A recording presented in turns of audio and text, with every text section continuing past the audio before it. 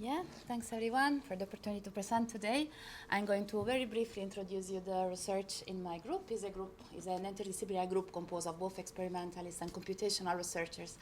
And the overarching aim is to try to make the engineering of living systems more predictable and robust. And to do this, we mainly use two methodologies, modeling and AI and feedback control. Let's start with modeling. So modeling has been used since early days in synthetic biology. At the start, mainly to design and tune gene networks that you can see here. They were simplified systems with a few genes regulating each other. For sure, biology is much more complex, and in the cells there are many more interconnected processes.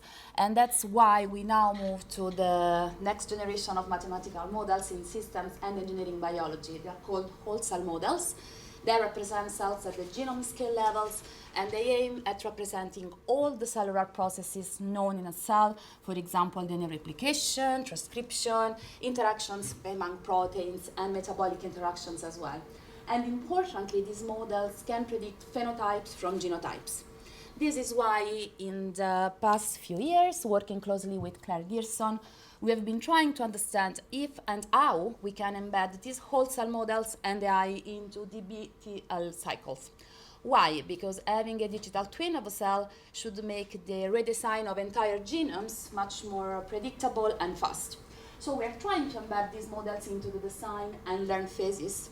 And for sure, we are also using AI, both to reduce the computational burden of simulating these models, because they're composed of thousands of equations, so we need to reduce the time to simulate them. We also need smart ways to analyze the outcome of these models, and finally to compare in the learn phase the outcome of these models with the experiments that we're performing. So far, we have used both existing whole cell models. One is for Mycoplasma genitalium and the other one for E. coli. In terms of the applications, we mainly focused on genome minimization, and we have designed thousands of genomes in silico. We are now going to test some of these in the lab. So we just got a grant. We're working with Tom Gorochowski here. We are going to build some of these reduced E. coli cells, and we are going to test them as chassis for metabolic engineering. What about feedback control? This is another approach that we are testing in the group. So this is a concept that we borrowed from engineering, where feedback control is broadly used to stabilize systems. And this can be applied to biology. We are doing this in different ways. We are building controller into cells, but also we are developing platforms that allow to control cells externally.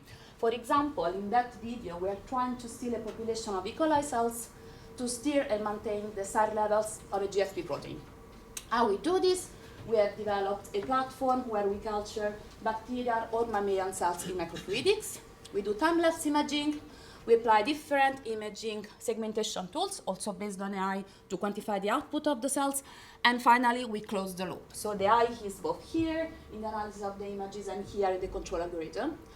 We developed this platform again for different types of bacterial and mammalian cells, and we are also now trying to apply this platform not just to control a GFP, but also to control other phenotypes. For example, there is an ongoing collaboration with AstraZeneca, where we are trying to exploit the control algorithm to predict combination therapies for cancer, to avoid or at least delay the emergence of resistance to drugs. And also we are trying to use the platform to prototype in a completely data-based way, so without the need of models, gene networks in both bacterial and mammalian cells. That's it from me. I just wanted to mention that I'm also directing the CDT in engineering biology that Ross mentioned. So if anyone in the room is not working with us but would like to engage with us or possibly to supervise students, please do get in touch, because there is the possibility to do that. Thank you.